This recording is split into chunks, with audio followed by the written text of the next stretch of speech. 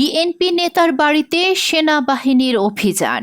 কুষ্টিয়ার দৌলতপুর উপজেলায় সেনাবাহিনী ও পুলিশের যৌথ অভিযানে উত্তেজনা।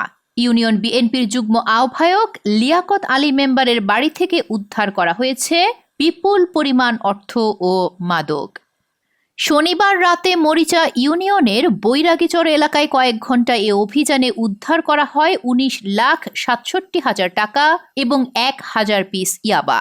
গ্রেফতার করা হয়েছে লিয়াকতের স্ত্রী কাজলী খাতুন এবং ছেলে আব্রাহাম লিঙ্কনকে। তাদের বিরুদ্ধে মামলা দায়ের করা হয়েছে এবং আজ রোববার আদালতের মাধ্যমে কারাগারে পাঠানো হয়েছে। এই ঘটনার পর থেকে লিয়াকত আলী পলাতক রয়েছেন। রোববার সন্ধ্যায় তাকে দলীয় পদ থেকে বহিষ্কার করা হয়। দলের ভাবমূর্তি নষ্টকারী এইসব নেতাকর্মীরাই কি বিএনপিকে ডোবাবে?